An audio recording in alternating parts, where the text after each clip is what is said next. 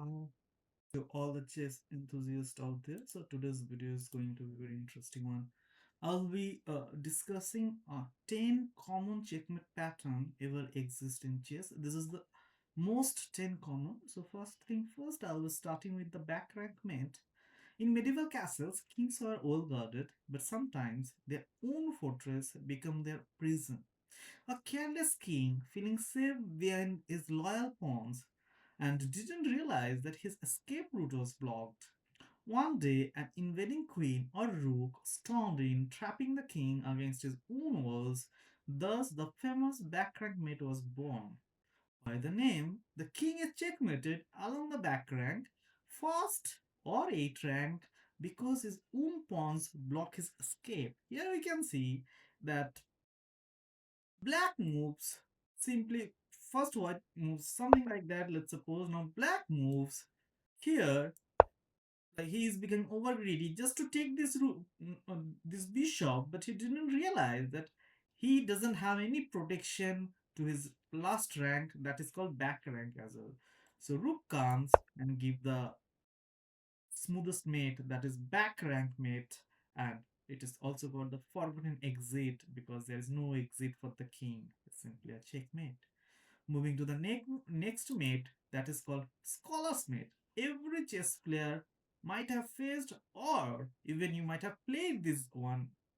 So this goes like during the Renaissance, chess was studied in universities, and eager young scholars would try to impress their peers by winning quickly. Some discovered a sneaky way to checkmate in just four moves. It became so popular among students that it was called scholar's mate, a trap every real master had to outgrow.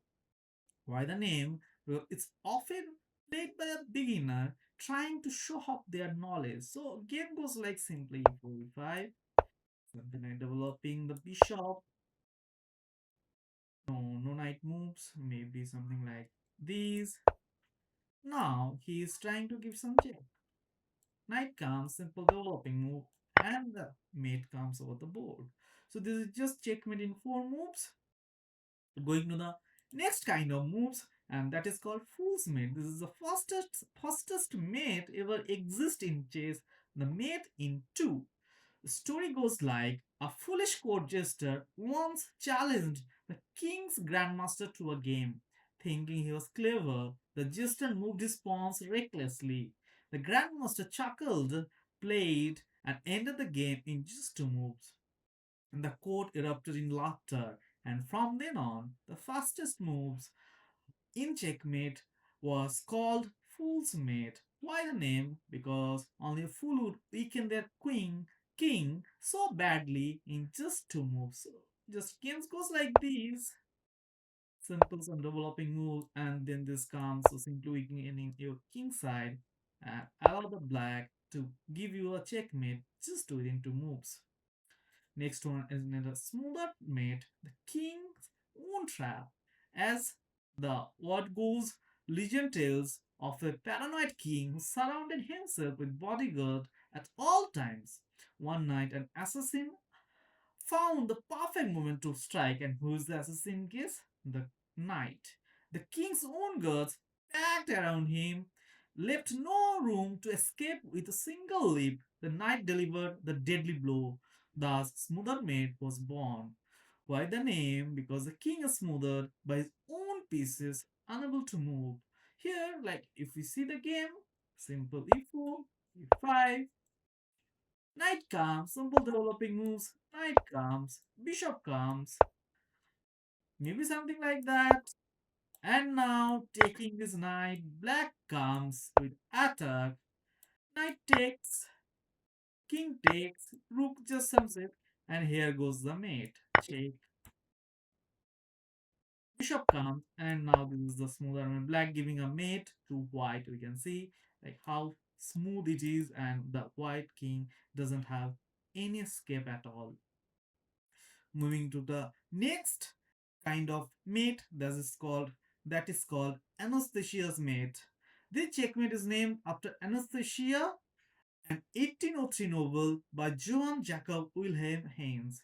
The story tells of Anastasia, a noblewoman who helped a knight escape the prison, but a tragic twist, her own family turns against her, trapping her in doomed position just like the checkmate, where a knight and a rook force the king against the edge with no escape. Here we can see black has a knight, a rook, white has a knight and a rook as well. So equal point. But here comes the killer blow with the knight check. Now white, where he will go? If he comes here, the rook comes. No escape, no escape, no escape. This is a mate. And if it is not so, if simply check, goes and give a mate to the corner. So this is called Anastasia's mate. Coming to the next kind of mate, that is called opera mate. And in 1858, at an Italian opera house in Paris, American genius Paul Morphy, you might have heard the name, played an informal game against two aristocrats. While casually watching a performance in Stein style, he delivered checkmate with a bishop and queen, forcing a bishop and rook. Here it will be bishop and rook, forcing the enemy king into a tragic finale. The crowd erupted in applause both for the opera and the chess masterpiece. Why the name? Because Paul Morphy's legendary checkmate at an opera. So opera mate goes like this. Here you can see black can take with the knight, but after taking with the knight and the final blow coming, and black king doesn't have any space to escape. Coming to the next kind of checkmate pattern, that is called Boden's mate.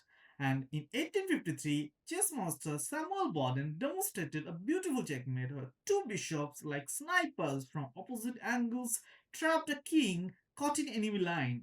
This pattern became known as Boden's mate, favor forever associating his name with the elegant execution. Here we can see black has a rook, a knight, white has a two bishop.